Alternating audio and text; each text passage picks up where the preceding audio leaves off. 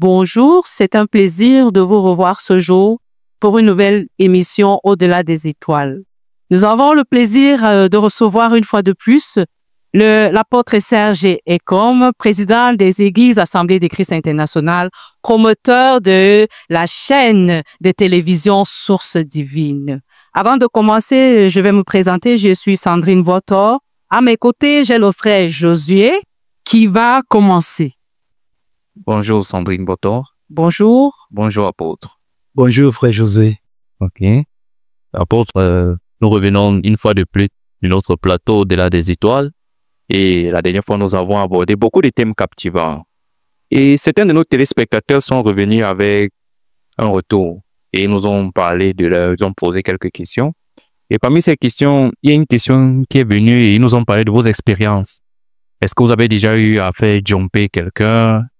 Est-ce que vous avez eu à faire jumper des choses? En fait, quelle est votre maîtrise ou bien l'expérience que vous avez dans la chose? Ok, déjà, c'est toujours un privilège pour moi de me trouver sur les antennes sur le plateau de Source Divine TV. Et je suis également honoré, je crois fermement que aujourd'hui le Seigneur va encore nous surprendre comme il a l'habitude de le faire. Alors déjà, c'est une très bonne question de savoir si est-ce que l'apôtre Serge Ekom a déjà fait jumper quelqu'un. Je crois que avant de revenir sur moi, plusieurs pasteurs arrivent à jumper des gens, mais juste qu'ils le font de manière inconsciente. Oui. Parce qu'à partir du moment où tu as bu l'eau de la source, non seulement cette eau te fait jumper, et à partir du moment où tu as jumpé, tu commences à faire jumper aussi les gens. Wow. Oui. C'est un système de fonctionnement que le Seigneur Jésus-Christ accorde à tous ceux qui boivent de son eau. Alors, vous savez que l'eau, naturellement, fonctionne en vague. L'eau, naturellement, fonctionne en vague. C'est pour cela que les gens peuvent emprunter de l'eau, peuvent voyager par l'eau, quitter ici au Cameroun, ils se retrouvent notamment au Brésil, passant par l'eau. C'est pour cela que le meilleur moyen de jumper, c'est passer par l'eau. L'eau, dans le monde spirituel, est le meilleur élément de jumpage. Maintenant, jumper ici, est-ce que l'apôtre Serge a déjà jumpé? Oui. Moi, j'ai jumpé des objets, j'ai jumpé des personnes. Je vais d'abord revenir par des objets.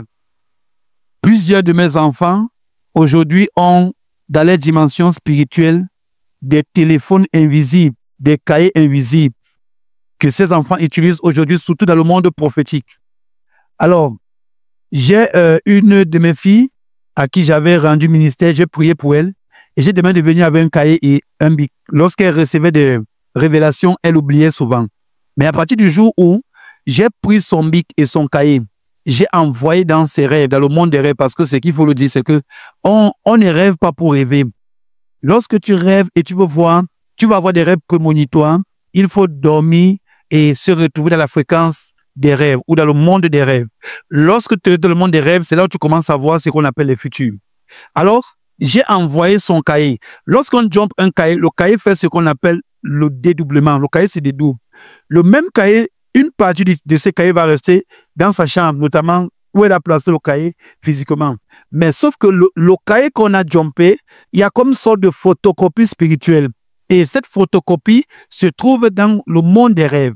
Lorsqu'elle sera en train de rêver et qu'on va lui donner par exemple des informations prophétiques, étant dans le songe, le cahier va apparaître. Il suffit que dans le songe, elle pense seulement cahier. C'est pour cela que lorsque tu veux jumper quelqu'un, il faut d'abord rendre la personne consciente dans son subconscient. Parce que dans notre subconscient, il faut que notre mémoire reste éveillée, reste consciente, portant des informations que nous avons dans le monde conscient et amener cela dans le subconscient. Savoir que lorsque on me donne mon cahier, je sois capable de penser aussi dans mon subconscient que j'ai un cahier. Alors, la deuxième des choses, j'ai jumpé aussi le téléphone d'un fils. Et il va vous dire quelque chose qui va vous choquer. Wow. Quand il a jumpé son téléphone n'était pas cassé. Quelques jours après, ou bien quelques semaines, son téléphone s'est cassé. Et même dans la dimension, dans le monde des rêves aussi, le téléphone était cassé. Et il a fait une vision où on lui a donné un numéro de téléphone. Il voulait prendre avec son téléphone.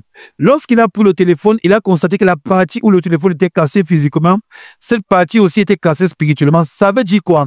Lorsque tu jumps la chose, la fréquence de la vie de la chose est déterminée pas par le monde spirituel, mais par le monde physique.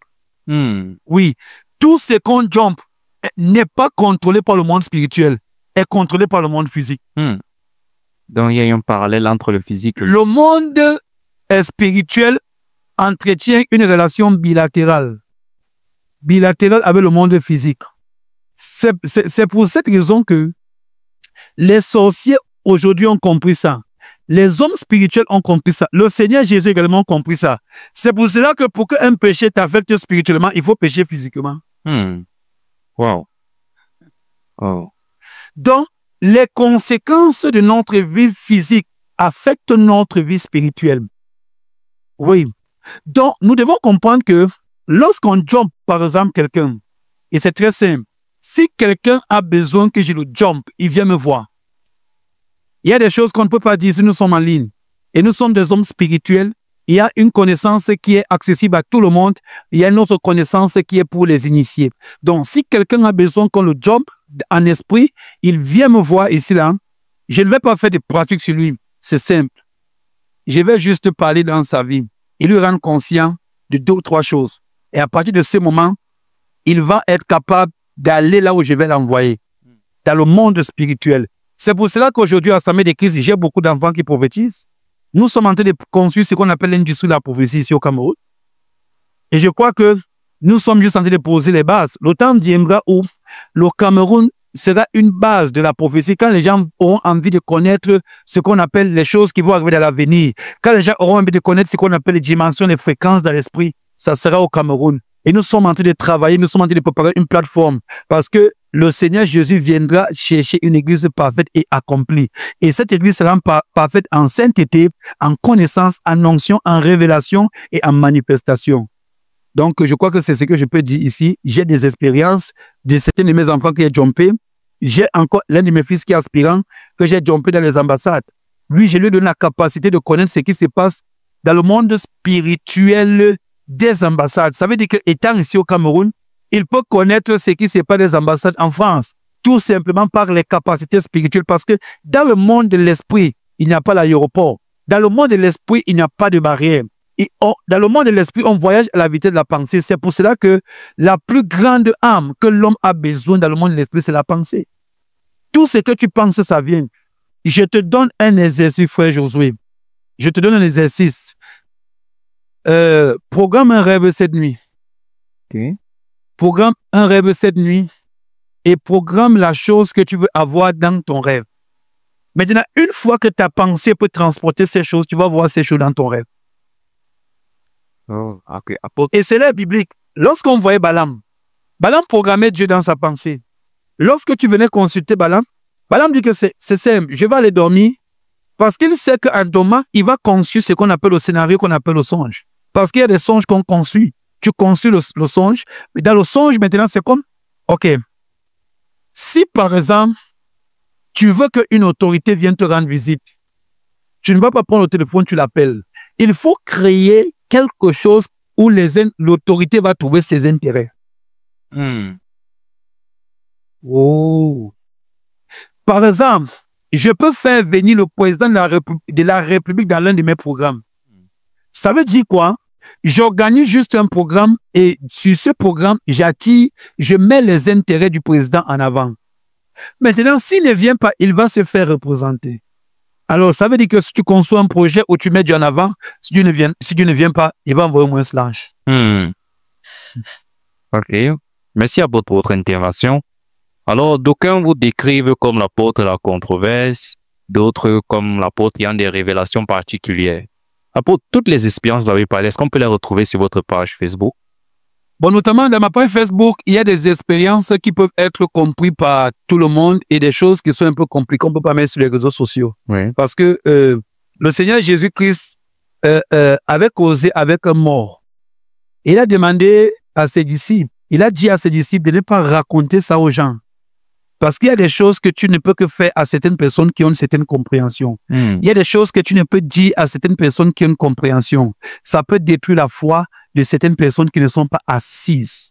Parce que la Bible dit dans le livre des Corinthiens que si toi qui as la connaissance, tu te trouves dans un temple et tu commences à mettre des viandes sacrifiées aux idoles. En fait, ces viandes sacrifiées aux idoles ne peuvent pas avoir d'effet sur toi à cause de ta conscience. Mais celui qui a une conscience faible, qui te trouve dans le temple, sa conscience qui est faible va le pousser à pécher et toi, tu seras une occasion de chute. Donc, à cause de ma conscience et de ma dimension, je ne peux pas être une occasion de chute pour certains bien-aimés. C'est pour cette raison qu'il y a des choses que lorsque je dois faire des choses qui vont aller qui sont au-delà de la compréhension de certaines personnes, je le fais avec des personnes matures qui peuvent le comprendre. Donc, en ce qui concerne certaines expériences, il y a beaucoup qui sont sur ma page Facebook, mais d'autres, c'est à l'église. C'est pour cela que notre église, c'est la pépinière des mystères. Pour ceux qui veulent connaître où nous déployons nos mystères, qu'ils viennent à l'église, ils vont voir. Ok, apôtre. Avant de passer la parole à ma sœur, nous avons entendu dire que vous êtes aussi écrivain, vous avez des livres où vous expliquez certains de vos mystères. Est-ce que vous pouvez nous en dire plus? Bon, oui, pour les livres, j'ai écrit jusqu'à aujourd'hui 4 livres. Le premier livre, c'est Bien gérer son temps pour accomplir sa destinée. Le deuxième livre, c'est l'exaucement. Le troisième livre, c'est les anges gardiens des nations. Et le quatrième livre, c'est sur les songes. Comment comprendre les songes et programmer son futur. Donc, oui, ces livres sont disponibles, notamment. Il y a 3 qui sont disponibles aujourd'hui. Il y a le livre de l'exaucement, comment comprendre comment interpréter ses rêves et aussi les anges gardiens des nations. Ces livres sont disponibles. Donc, tous ceux qui veulent se procurer ces livres, ils peuvent nous contacter sur le numéro qui s'affiche en bas et ils vont entrer en possession des livres et on va leur dire ce qu'il faut faire pour obtenir le livre. Ok, merci apôtre. Je passe la parole à Sandrine Boto. Merci pour cette minute de révision. Nous espérons avoir répondu à vos préoccupations, chers téléspectateurs.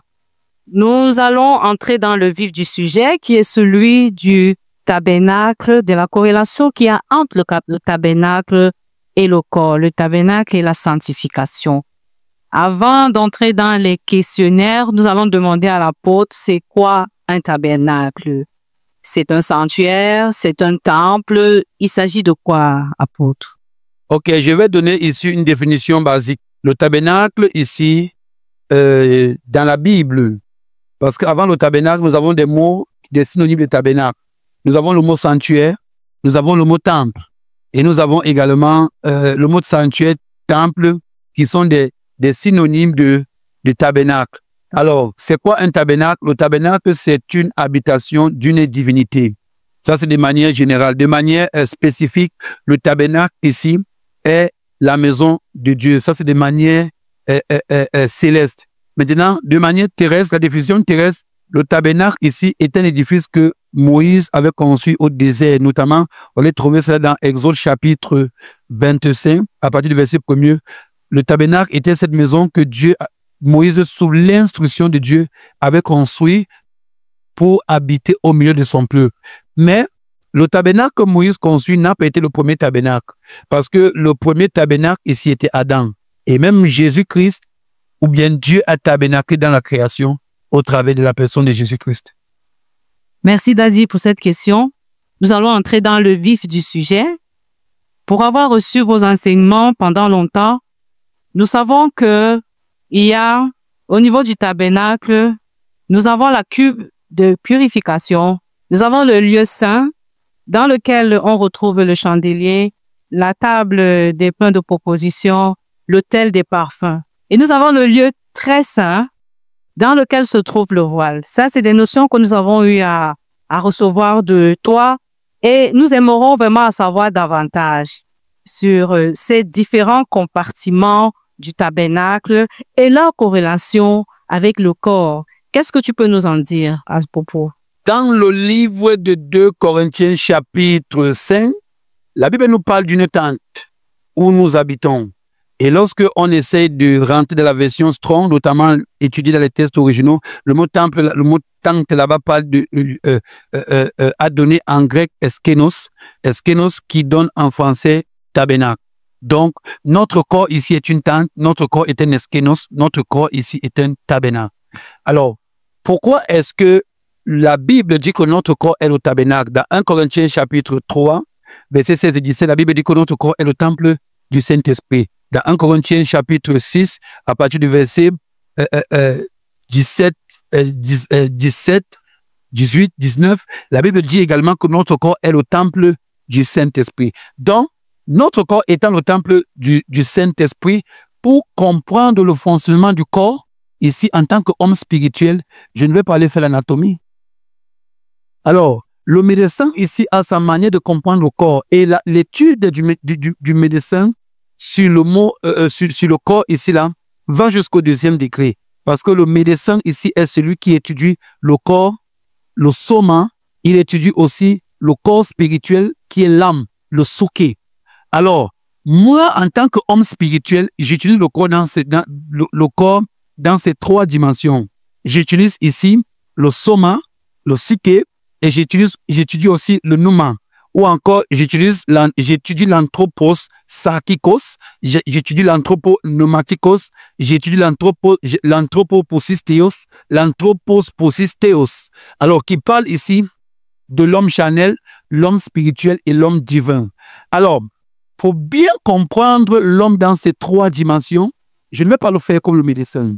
Parce que le médecin ici, bien que nous soyons des médecins, mais nous apportons une guérison de 3e degré. Le médecin apporte une guérison de 2e degré. C'est pour cela que lorsque tu as mal dans l'âme, le médecin ne va pas utiliser un comprimé.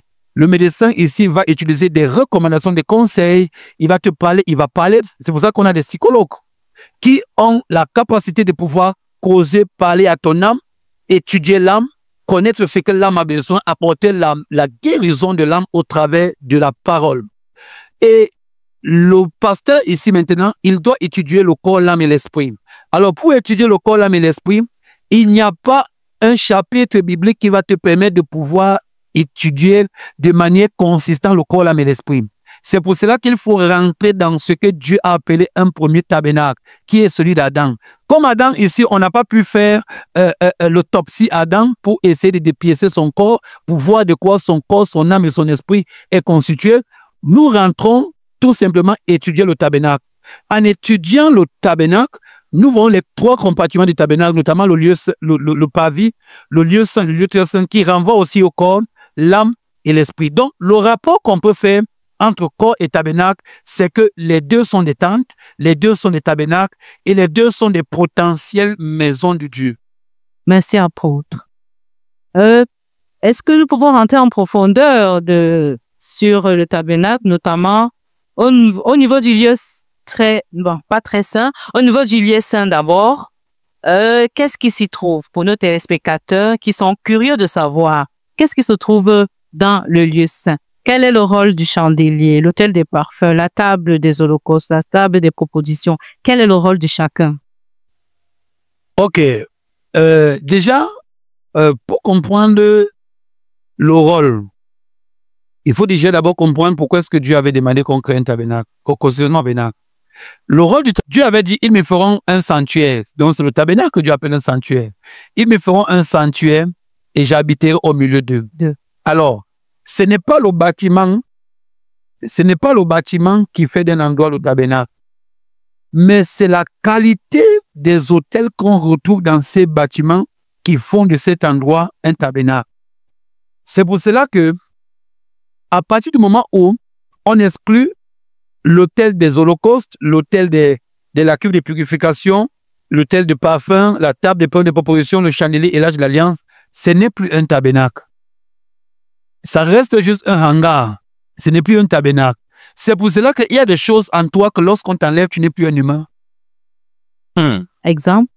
Par exemple, si on enlève ton âme, tu n'es plus un homme. Tu sais comment on va t'appeler? Non. Un mort, un cadavre. Maintenant, si on t'enlève ton corps, tu sais comment on va t'appeler? Non. Un fantôme.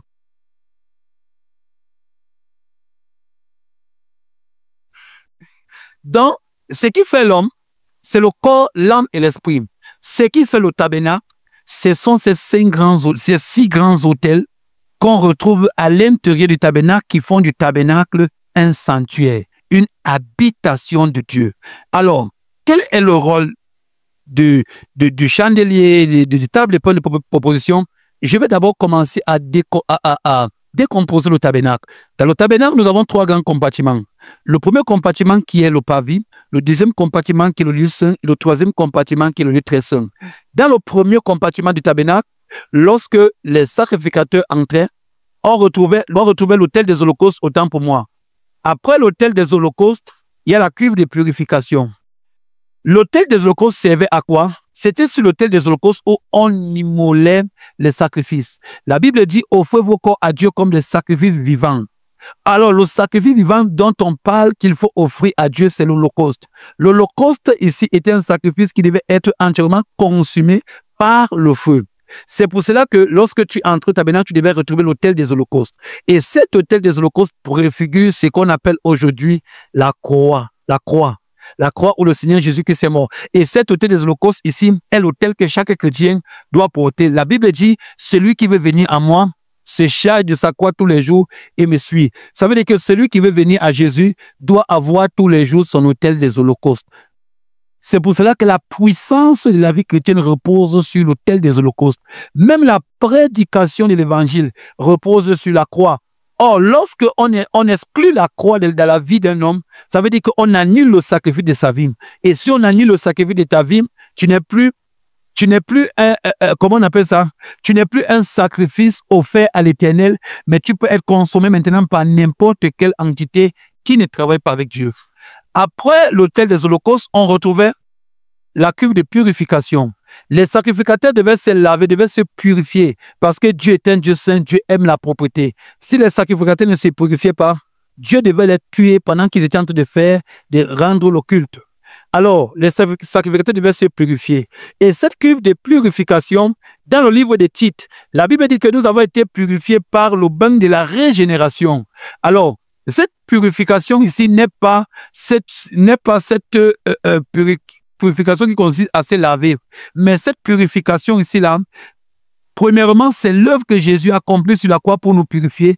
Deuxièmement, c'est notre marche dans la sanctification. Et j'ai l'habitude de dire que c'est un saint qui marche dans la sanctification. C'est un pur qui vit dans la purification.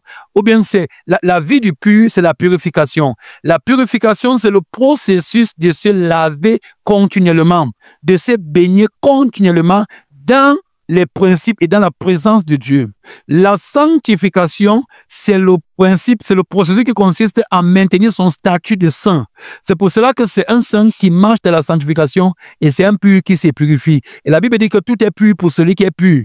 Ça veut dire que si on change, on inverse le mot, ça veut dire que tout est impur pour celui qui est impur. Ça veut dire que si on purifie un impur, il sera toujours impur. Oui. Si on purifie un impur, il sera toujours impur. C'est le pur qui se purifie. Et comment on purifie en fait?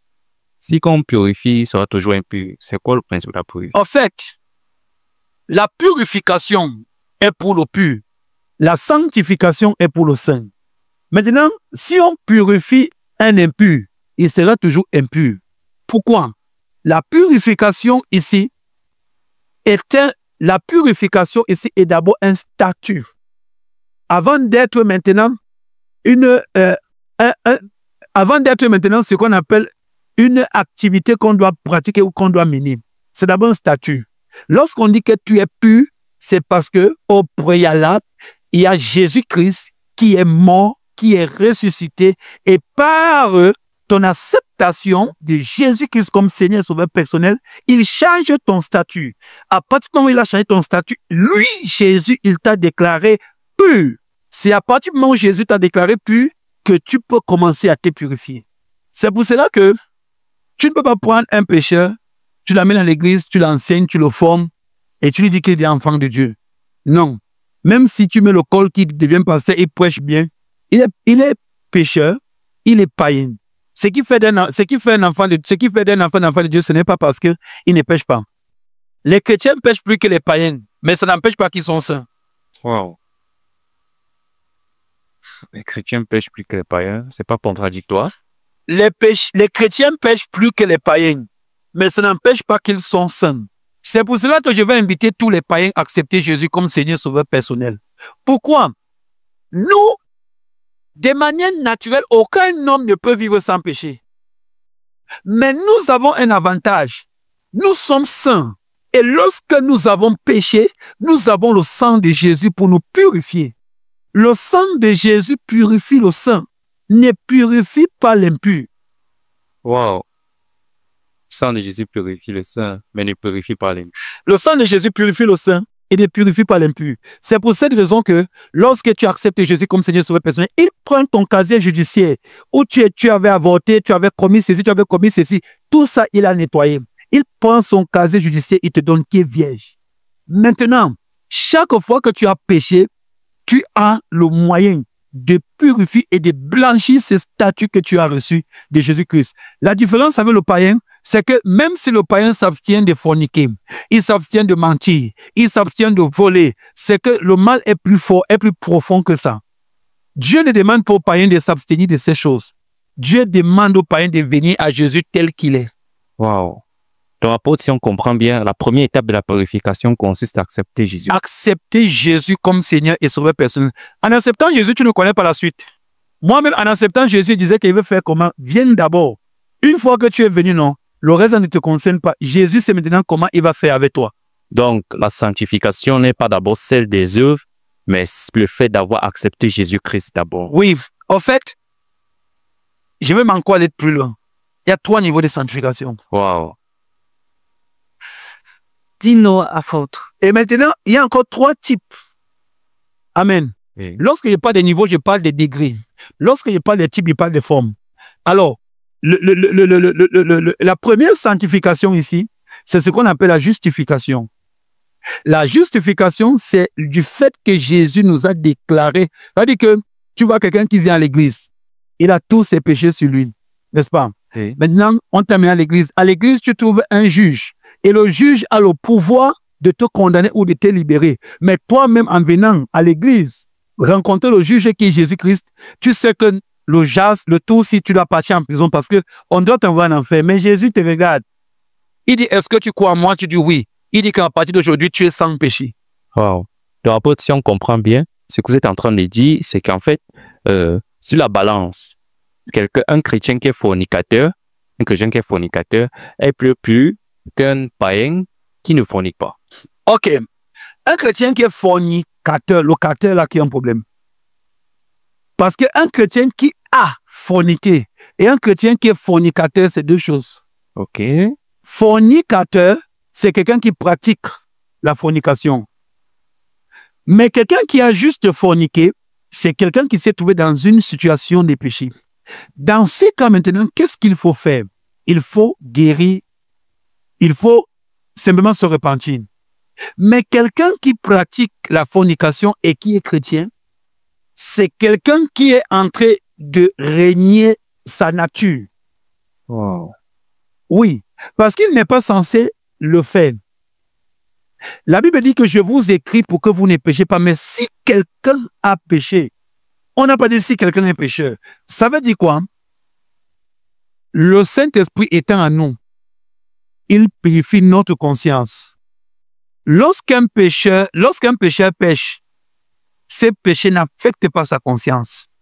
Mais lorsqu'un saint pêche, lui a l'impression qu'il se salit. Parce que ça affecte sa conscience. Et dans ce cas, qu'est-ce qu'il est censé faire? Il doit simplement retourner vers son Seigneur. Son Seigneur le purifie, son Seigneur le pardonne, et il est pardonné, il est purifié. Mais s'il continue à le faire, la vérité, c'est que ça n'affecte même pas Dieu. Ah bon? Oui. Ça affecte qui? Ça va affecter sa conscience. Sa conscience à quel niveau en fait? En fait, en le faisant, il sait qu'il pêche. Dans le fait de savoir que tu pêches. Oui, c'est ça qui devait le problème. Wow. Wow. S'il pouvait le faire sans être conscient que c'est mal, ça ne devait pas être mauvais. Mais le danger, c'est que sa conscience est réveillée. Il sait que c'est mal. Wow. C'est pour cela que si ta conscience t'accuse, c'est-à-dire que ta conscience ici t'expose à un certain jugement. C'est pour cela qu'un enfant de Dieu, la première chose que Dieu fait, réveiller ta conscience. Wow. Vous venez de dire beaucoup de choses assez particulières pour... Chers téléspectateurs, nous sommes particulièrement bénis par l'homme des mystères et des miracles. Mais nous dirons avec ce développement qu'il n'est pas que l'homme des mystères et des miracles. Il est l'homme qui décrypte l'encodage de la parole de Dieu. Il est celui-là qui décode les mystères qui sont cachés dans la parole. Frère José, vous avez la parole. Vous aviez une question. Ok, apôtre. La question que je voulais soulever, c'est comme s'il y a une nuance particulière entre le chrétien qui a commis un péché et le chrétien qui vit dans le péché. Lequel des deux a perdu son salut?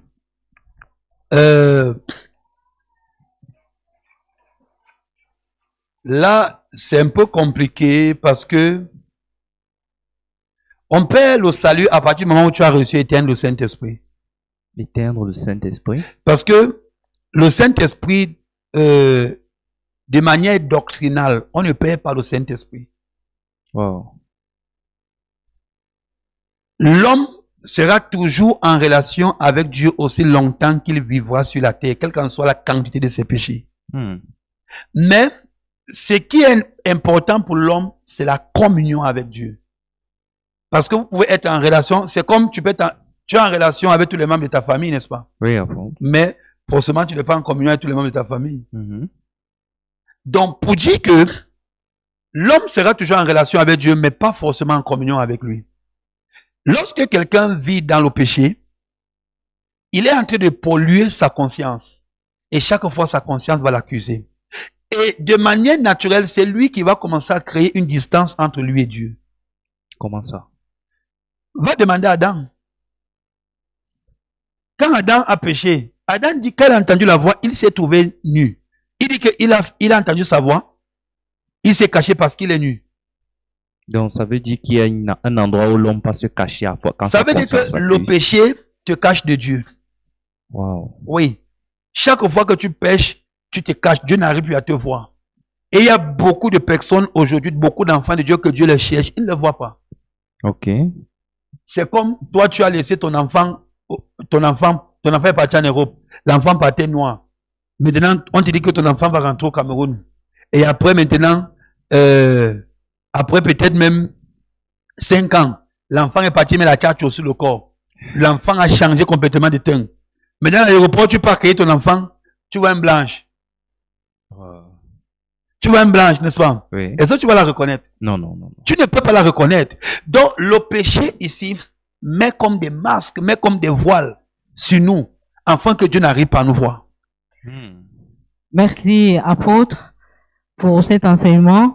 Nous apprenons que le corps de l'homme est exposé au péché et en tant que chrétien, nous devons faire un effort d'éviter cela.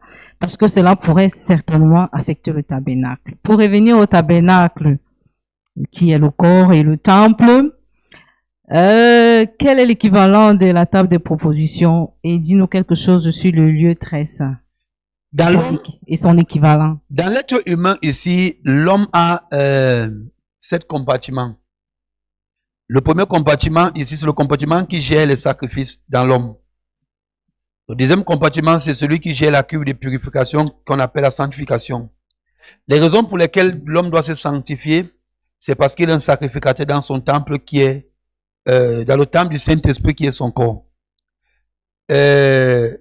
L'équivalence ici de la table de pain de proposition ici, son équivalence ici, c'est la méditation de la parole. Le Seigneur Jésus dit, je suis le pain qui descend du ciel. Et le pain que je donne ici, c'est ma chair. Alors, ce pain ici qui est la chair de Jésus-Christ, nous savons notamment que le pain ici, c'est la parole de Dieu. Ouais. Alors, donc, lorsque les sacrificateurs mangeaient les pains des tables de proposition, c'était une préfiguration de nous qui allons manger ce qui sort de la bouche de Dieu. Le Seigneur Jésus a dit à Satan que l'homme ne vivra pas de pain seulement, mais de toute parole qui sort de sa bouche. Donc, les pains de la table de proposition symbolisent la méditation que le chrétien fait tous les jours chez lui. L'équivalent du chandelier ici symbolise l'église. Dans l'église, on retrouve deux choses, la communion. La communion ici qui parle de l'huile qui lubrifie les relations entre les frères et les sœurs. Et ces relations qui sont lubrifiées ici produisent ce qu'on appelle une flamme. C'est pour cela que la Bible dit, Dieu fait de ses serviteurs une flamme de feu. Ça veut dire que c'est lorsque les enfants de Dieu sont ensemble que le feu est allumé. C'est pour cela que pour allumer un foyer et le feu demeure, il faut au moins 3 bois qui sont présents dans le foyer ou 3 pierres. Le Seigneur Jésus disait que là où 2 ou 3 sont unis à mon nom, je suis au milieu d'eux. Donc, le chandelier ici symbolise la communion fraternelle, l'église. L'autel de parfum ici parle de la prière. Et après, nous avons dans le Saint des Saints, nous avons l'arche de l'alliance ici, qui est Jésus-Christ, qui est venu, qui est l'alliance que Dieu a fait avec les hommes. Donc, parce qu'il faut le dire que Jésus-Christ ici est l'alliance que Dieu a fait avec l'humain. Et je vais dire quelque chose qui va vous choquer. Choque-nous, Dazi. L'alliance avec l'humain commence avec le premier homme, Adam. Lorsque vous entrez, Adam avec Christ. Mais sauf que Christ ici, c'est toutes ces choses. Maintenant, vous le trouvez de manière...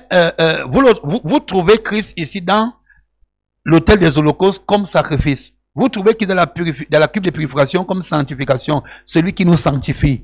Vous le trouvez comme pain qui descend du ciel. Vous le trouvez comme chandelier ici, là, qui est lui-même le chef de l'église. Vous le trouvez comme autel des parfums parce que toutes les prières, c'est en son nom que ces prières sont exaucées. Vous le trouvez comme arche de l'alliance ici, là, parce qu'il est l'alliance entre Dieu et l'homme, entre Dieu et l'humanité. Maintenant, vous voyez que l'arche de l'alliance se trouve dans le lieu très saint, qui parle de l'esprit. Dans le monde exotérique, vous allez entendre ces notions ou ces concepts qu'ils veulent parvenir au Christ. Ils veulent atteindre le Christ. Ils veulent réveiller le Christ en eux. Apôtre, cela voudrait-il dire que le Christ est un état? Je vais ajouter à sa question, est-ce que le Christ est le véritable tabernacle? Puisqu'on retrouve tous ces éléments-là en lui. Ok, je réponds d'abord à sa question et je reviens. Christ est le projet de Dieu pour la création. Ok. Qui est Christ? Christ ici.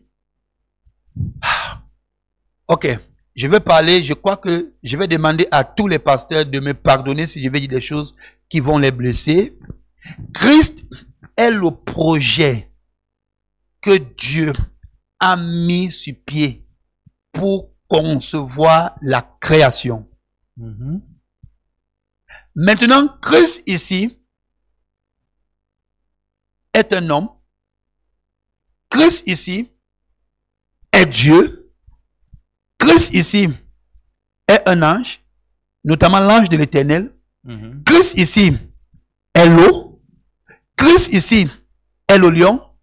Christ ici est la pierre. C'est pour cela que la Bible dit dans Colossiens que tout a été créé par lui et pour lui. Quand on dit que tout a été créé par lui ici c'est le moyen. Pour lui c'est la raison. D'accord. Ça veut dire que la raison pour laquelle Dieu a créé toutes choses, c'était Christ. Le moyen par lequel Dieu a créé toutes choses, c'est Christ. C'est pour cela qu'on dit en lui habite corporellement toute la plénitude de la divinité. D'accord. Maintenant, Christ ici est le mystère caché de Dieu, caché de tous les âges. Ça veut dire quoi? Lorsque les enfants d'Israël buvaient un rocher, on dit qu'ils buvaient à un rocher spirituel qui leur suivait et le rocher était Christ.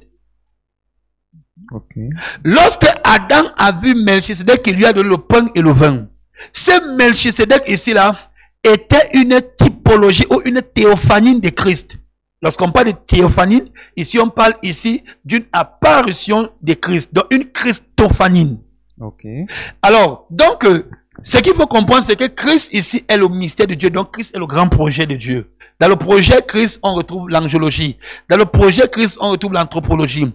Dans le projet Christ, on retrouve la flore. Dans le projet Christ, on retrouve la faune. Dans le projet Christ même, on retrouve le salut. Dans le projet Christ, on retrouve le cosmos. Dans le projet Christ, on retrouve les planètes. Toutes les planètes ont été créées par Christ et pour Christ. Maintenant, Amen. Qui est Christ? Christ, c'est Dieu qui s'est fait chair. Alors, quand on dit que Dieu s'est fait chair, ne limitez pas Dieu s'est fait chair à un individu. Dieu qui s'est fait chair, c'est Dieu qui s'est rendu visible par la création. Alors, dans Romains chapitre 1, c'est pour cela que toute la création porte la marque de Christ. Il n'y a rien de ce qui a été créé qui n'a pas la marque de Christ. Ça veut dire que tout le monde sera sauvé, apôtre, puisque de ce qu'on sait, c'est celui qui a la marque de Dieu qui est sauvé, en fait. Non, mais ce n'est pas parce que quelqu'un a la marque de Dieu que il va être sauvé. Même la chaussure a dit d'Ascaï vieillit et périt. Donc, ça veut tout simplement dire que la marque de Dieu ici ne suffit pas pour être sauvé. On est sauvé parce qu'on a l'esprit de Christ et parce qu'on marche dans la voie de son salut. Le salut ici, c'est un état qu'on te donne. C'est comme un capital et tu dois investir dans ton salut. La Bible dit que nous travaillons notre salut avec crainte et tremblement. Donc, tout ce qui a été créé à la marque de Christ. Si tu regardes par exemple l'eau, Jésus qui dit qu'il est l'eau de vie. Tu regardes par exemple les rochers ici, Jésus dit qu'il est le rocher des âges. Tu regardes par exemple les animaux, Jésus dit qu'il est le lion de la tribu de Juda, il est l'agneau de Dieu. Tu regardes les arbres, Jésus dit qu'il est l'arbre de vie. Donc dans tout ce qui a été créé ici là, Jésus est représenté dans tout ce qui a été créé. Et Jésus c'est quoi? C'est Dieu qui s'est fait chair. C'est Dieu qui a pris un corps, Dieu qui a pris une forme, c'est Dieu qui s'est substitué dans la création. Si tu étudies de manière minutieuse la Bible, oui, tu vas constater que le premier Christ qui sauvait l'homme, n'est-ce pas, était Dieu dans la nature, un arbre. Oui. Le deuxième Christ qui sauvait l'homme était Dieu dans la nature, un animal. Ok. Le troisième Christ qui sauvait l'homme était Dieu dans les rochers, les tables de l'alliance. Le troisième Christ qui sauvait l'homme était les rouleaux. Le quatrième Christ qui sauvait l'homme était un homme qui s'est fait chair. Le cinquième Christ qui sauve l'homme, c'est l'esprit et vie. Merci, chers téléspectateurs. Nous avons été bénis par cet enseignement où nous avons vu toutes les dimensions de Christ. Et nous pensons que vous avez été bénis. Nous vous donnons rendez-vous pour une prochaine fois. Merci.